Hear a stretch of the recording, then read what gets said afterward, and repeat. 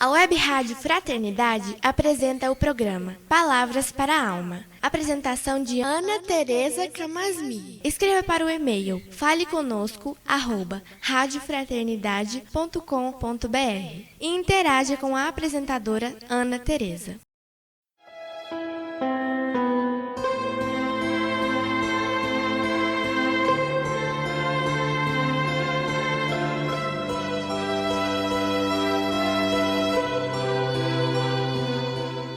Olá, amigos da Web Rádio Fraternidade. Aqui é Ana Tereza Camasmi e é com muita alegria que inicio mais encontro com vocês no nosso programa Palavras para a Alma. Hoje escolhi o tema da transformação para a nossa conversa. Quando a vida traz um acontecimento inesperado, completamente diferente das nossas expectativas, dificilmente nos encontra de braços abertos, né?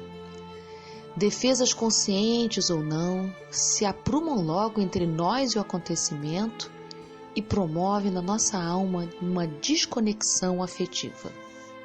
Desconexão quer dizer, eu fico com a minha alma distante dos acontecimentos.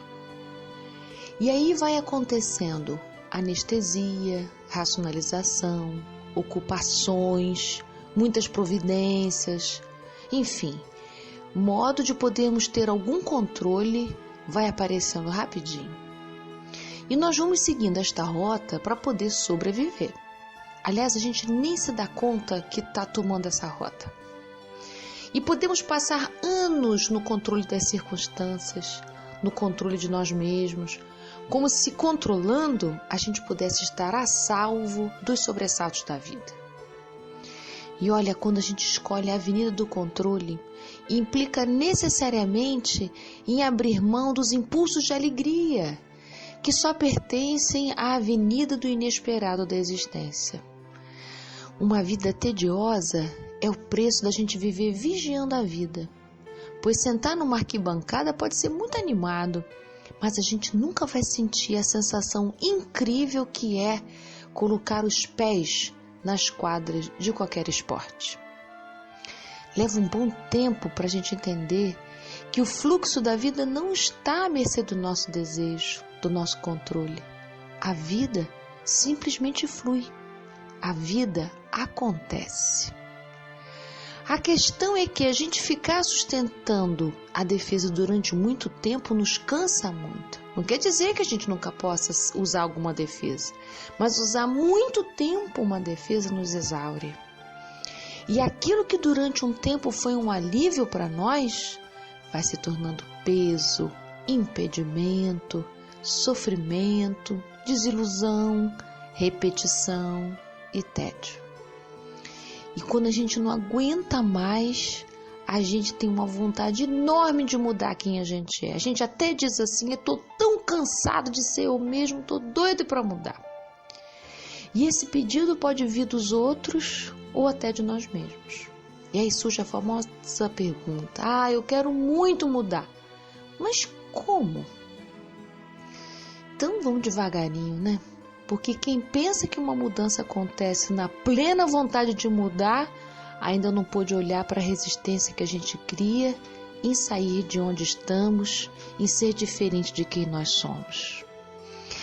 Na divisão de forças que se dá, vontade de mudar e vontade de ficar onde está, muitas vezes a gente tende a achar que o melhor é ficar assim mesmo, como se fosse um sinal de que mudar não é mesmo o caminho certo a seguir.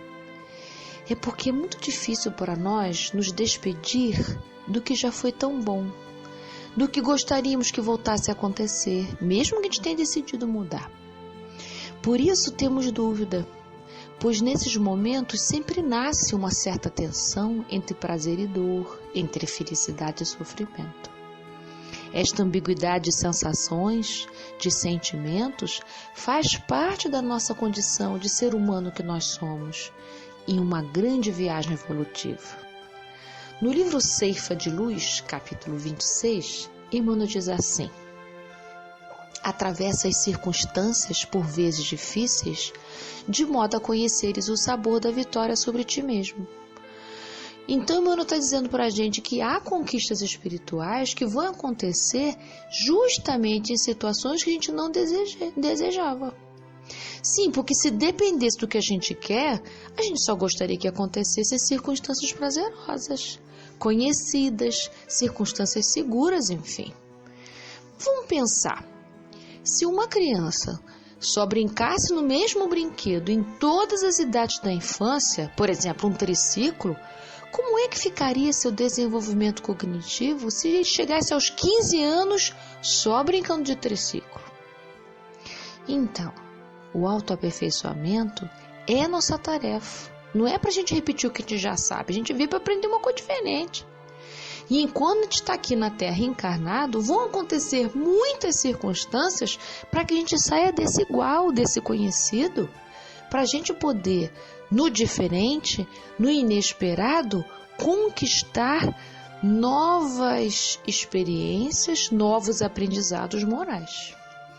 O que a gente pode, no máximo, é lentificar, mas a gente jamais vai deixar de evoluir e de crescer, de se aprimorar.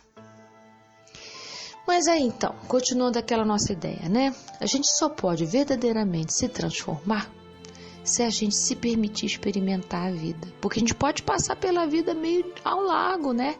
Meio na calçada, sem entrar nela de verdade.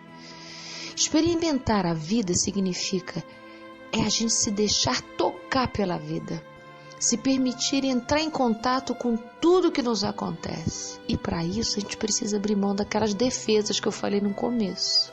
Aquelas anestesias, aquelas defesas da autossuficiência, né? Porque nelas as nossas possibilidades de aprendizado ficam muito curtinhas. Se a gente estiver diante de uma diversidade da vida um pouco mais aberto, menos defendido, acreditando que a gente aguenta, que a gente tem condição de enfrentar, nossa, que riqueza vai acontecendo com a gente. Então, fazer uma experiência na vida de modo rico é a gente se lançar o que a vida nos chama, aquilo que acontece conosco, nos alcança, nos deixando, né, senti-la sem ser pela via da razão. Nessa circunstância, desta maneira, é que a gente transforma a nossa alma. É quando a gente se deixa tocar sem querer controlar resultados. Assim, a gente pode dizer, eu fui transformado por aquela experiência, através dela. Então, uma experiência é aquilo que nos toca quando a gente se deixa ser transformado e nos transformamos em algo que é lugar de passagem da transformação. Então, é para a gente poder entender que se essa circunstância de vida está passando comigo, eu tenho alguma coisa a ver com isso. Então, aquela circunstância difícil está me convocando a amadurecer, a eu responder diferente do que eu já respondi até então.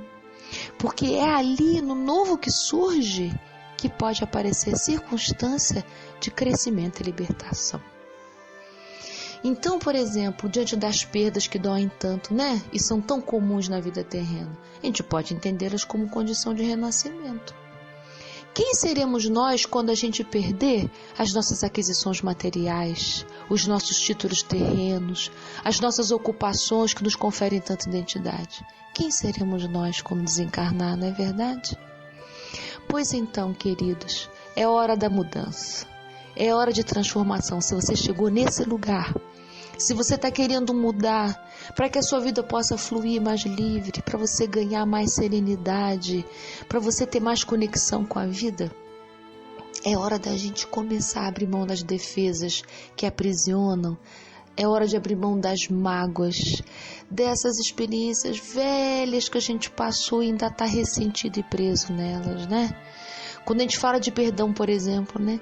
Que a gente acha que tem que perdoar o outro e tal, não é nada disso. Quando a gente não vai conversar sobre o perdão, mas na verdade o perdão ao outro serve para a gente se libertar. E aí a gente vai poder atender ao convite que Emmanuel nos faz no livro Ceifa de Luz de novo, mas agora no capítulo 23. Ele diz assim: ergue-te em espírito e empreende agora uma jornada nova, pois encontra-te no lugar certo em que te habilitas a desempenhar os encargos próprios.